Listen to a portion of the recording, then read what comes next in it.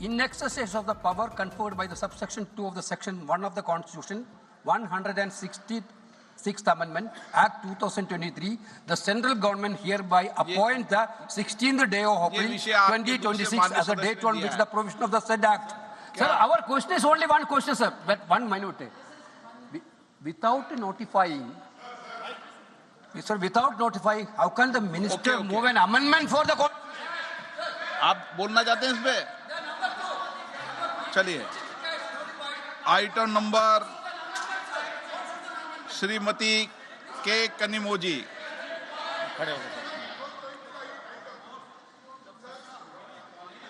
Okay हो गया। श्रीमती के कनिमोजी, माइक दीजिए उनको। श्रीमती के कनिमोजी।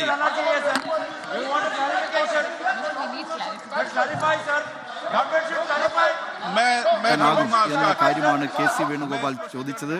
ശബ്ദ വോട്ടോടുകൂടി ഇത്തരം കാര്യങ്ങൾ അത് പാസ്സാക്കുന്നത് സംബന്ധിച്ച് നേരത്തെ സ്പീക്കർ റൂളിംഗ് നൽകിയിരുന്നു. പക്ഷേ ഇപ്പോഴും പ്രതിപക്ഷം അതിൽ തൃപ്തരായിട്ടില്ല. അവതരണാനുമതിയുമായി ബന്ധപ്പെട്ട കാര്യമാണ്.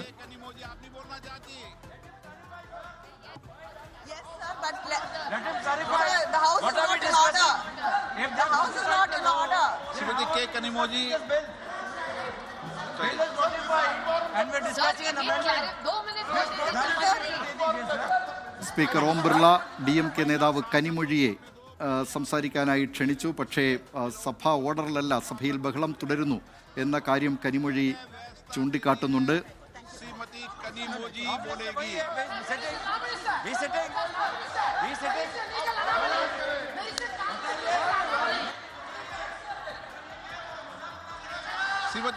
പ്രതിപക്ഷാംഗങ്ങൾ ഇരിപ്പിടത്തിൽ നിന്ന് എഴുന്നേറ്റ ദൃശ്യങ്ങൾ പ്രേക്ഷകർക്ക് കാണാം.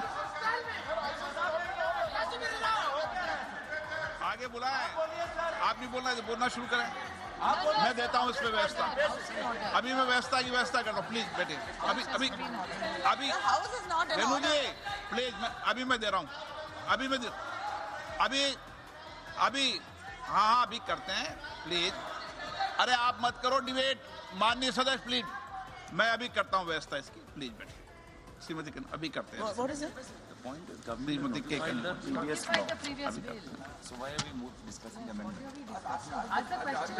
Yes, thank you, sir. Sir, the colleagues here have raised a very important point.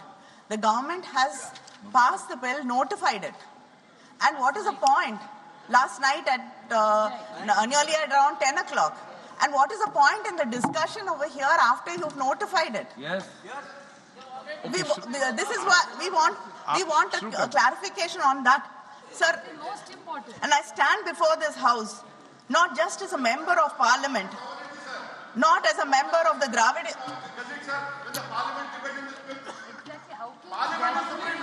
Yes.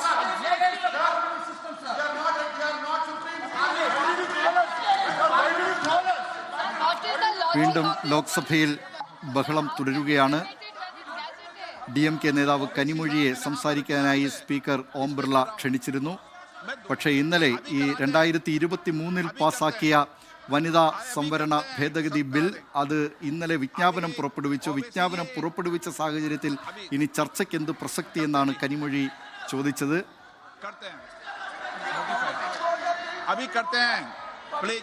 Kanimozhi के बाद व्यवस्था देता हूं मैं अभी कुछ व्यवस्था। कनिमोजी को बोलने दें, अभी उनका विषय बोलने दें। No OBC ji okay.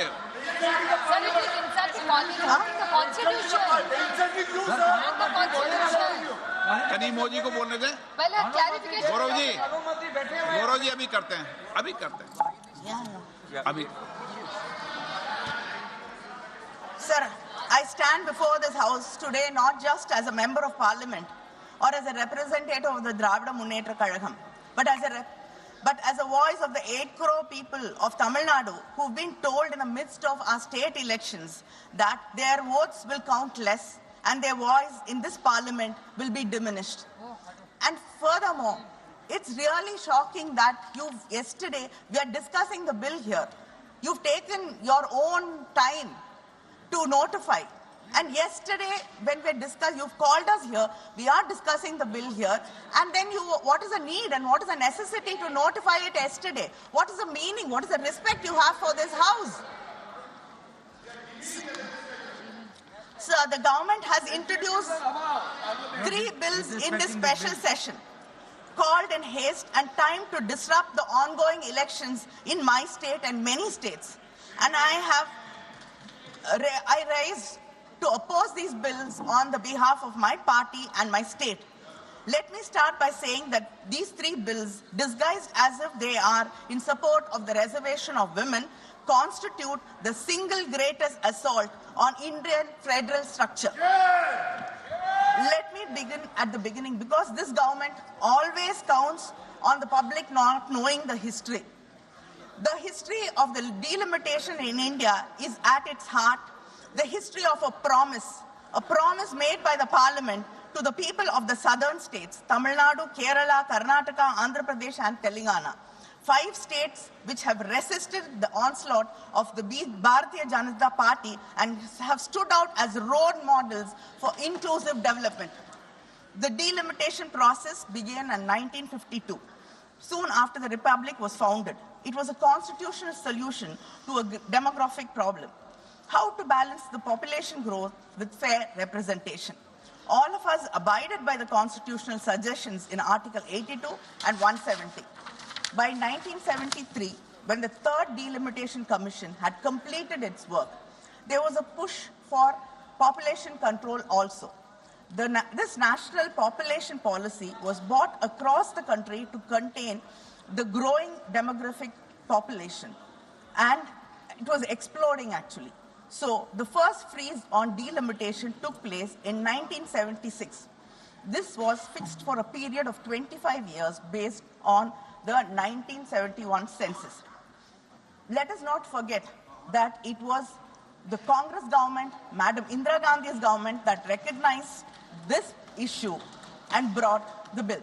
In the 1976 42nd Amendment, Parliament froze the total number of Lok Sabha seats to 543. This freeze was not a technical detail. It was a constitutional compact, a promise made to every family in India and South India that compliance with objectives of the national policy would not cost them their political voice.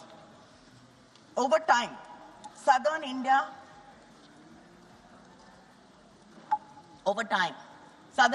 Tamil Nadu, Kerala, Karnataka and Andhra had begun to invest in schools, hospitals, women's health. We listened to the union government's repeated call to control our population. We complied. Our fertility rates fell. Our families became smaller. In 2001, understanding that some states, especially southern states and other states like Punjab, had done a better job at these indicators, and some other states had to catch up. That time, there was a government, a union government, which listened to the voices of the people from the south. Yes, I have to give you credit when you deserve it.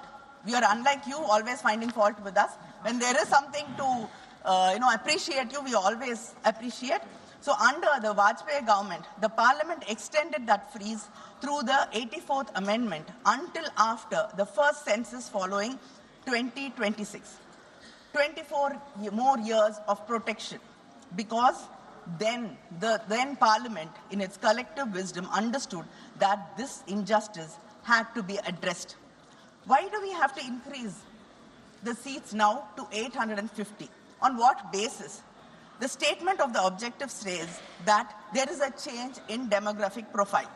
Yet you are using a 15-year-old 2011 census data to conduct delimitation. You are contradicting yourselves. And 850 seats, most of the MPs, after making the seats 850, might not even get a chance to speak in this parliament for 5 years. Sir, I want to tell this house about a family in Tamil Nadu, a mother and a father, first generation literates. They had only 2 children, not 5, not 6, because they believed in family planning, because the government told them that was the right thing for the country, because they wanted their children to have a better life. That is the story of Tamil Nadu and the South Indian states. Today, Tamil Nadu's total fertility rate is 1.6, lower than France, lower than Australia, lower than United States, your friends.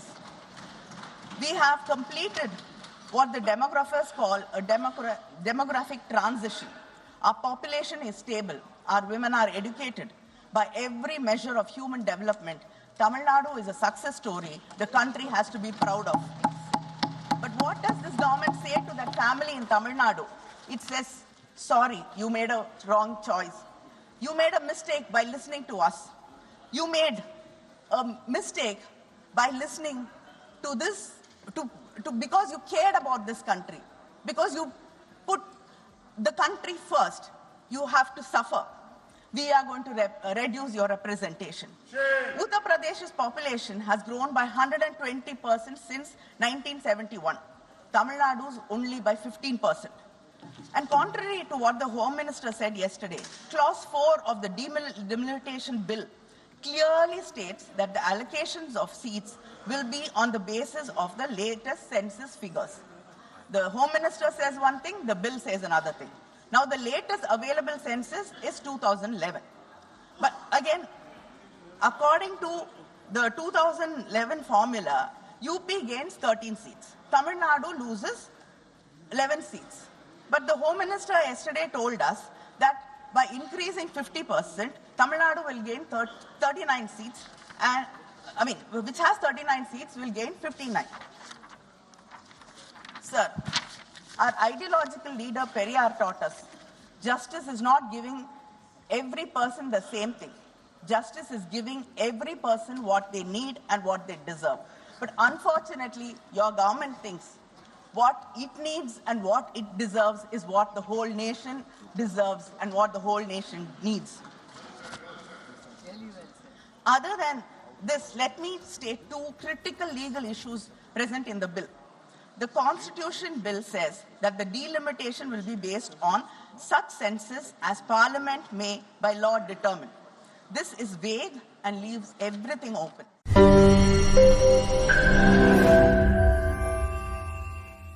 ലോകത്തെവിടെയായാലും ഏത് സമയത്തും 24 വാർത്തകളും augmented reality പാക്കേജുകളും എക്സ്പ്ലെയിനറുകളും വിശദമായി കാണാൻ ഞങ്ങളുടെ YouTube channel നിങ്ങൾക്ക് subscribe ചെയ്യാം.